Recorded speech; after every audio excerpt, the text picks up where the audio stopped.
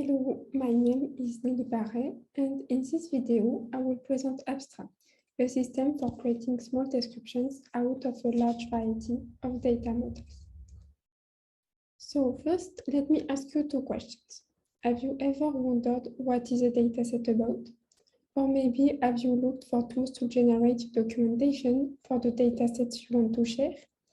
Indeed, these are very frequent questions. In the context of dataset reuse, the linked Open Data Cloud, which is a cloud of open RDF datasets, was containing more than 1,000 datasets in 2020. Also, a lot of other interesting datasets are shared as XML files, JSON files, relational databases, CSV files, property graphs, among others. Therefore, we can formulate the following challenges. How can we help the users to select the right dataset according to their needs? And how can we generate documentation automatically, for instance, to help the data producers to share their datasets? This leads to the following problem statement: how to produce a compact and expressive description out of any dataset.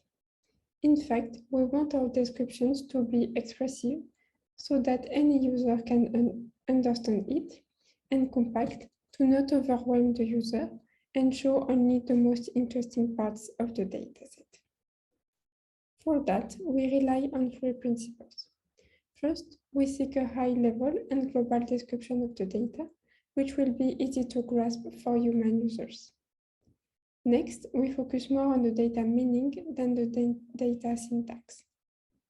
And finally, ABSTRA is based on the idea that any dataset contains objects, records, or entities that may have a nested structure and that may be grouped into collections. When a dataset contains several collections, they are typically linked with relationships. In the end, we can say that ABSTRA uncovers the entity relationship model behind any dataset.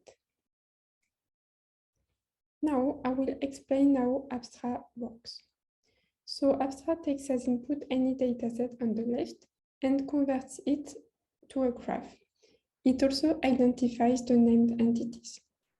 Next, it partitions the nodes into collections, and then it identifies the main collections and their relationships using one of the two techniques we devised. The first one is based on an original algorithm, and the second one is based on the PageRank algorithm. In the step number 4, we classify the main collection among a set of semantic categories, such as persons, organizations, or locations. In the end, we create the description and the entity relationship schema to let the user know what is inside the dataset. We also provide an interface to let the user play with the dataset. Now, I will show how ABSTRA performs on some examples.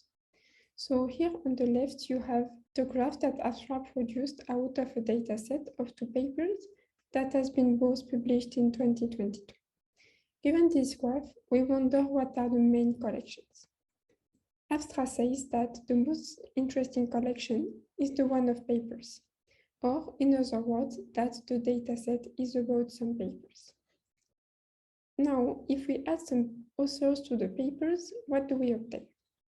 We still obtain in the description a collection of papers because the authors can be seen as belonging to the papers. Now, what if we add some conferences to this graph? In this case, we obtain 3 main collections. The first one is for conferences, the second one for papers, and the last one for authors.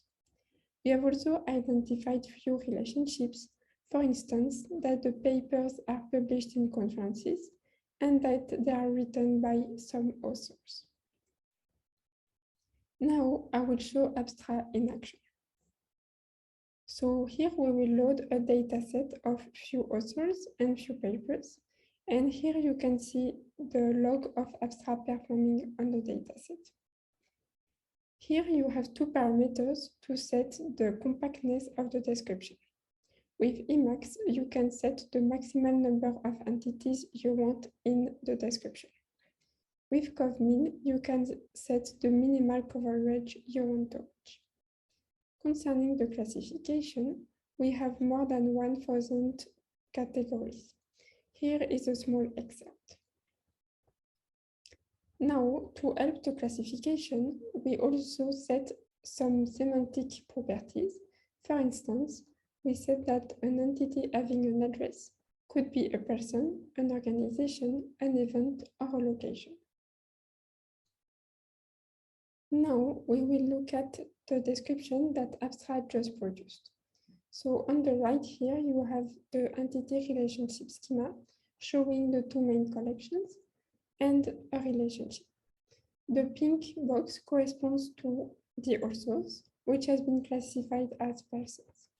The orange one corresponds to the papers, which has been classified as a creative work, a very general category for human works. And you also have the relationship linking the authors and their papers. On the left, you have the textual description showing the same information, plus some statistics about the properties of the entities. Now we will look at another dataset abstraction that has been built on a dataset describing some persons that have sold some products through auctions. So here on the right, you have the entity relationship schema containing 5 main entities, namely the persons, the open and the closed auctions, the products to be sold, and the categories of the products. On the left, in the description, you can see that some properties may have a nested content. For instance, the address is composed of a street, a city, a country, a zip code, and sometimes a province. Now, I will show you the interface that comes with ABSTRA. So in this interface, we have loaded a set of articles coming from PubMed, a well-known website of biomedical articles. So this blue node is the collection of articles, and the 3 red nodes are the articles themselves. You can see that in red, we have also identified authors. To conclude, ABSTRA is an all-in-one dataset abstraction system which is able to produce user-oriented descriptions. You can find more on the ABSTRA website. Thank you for watching.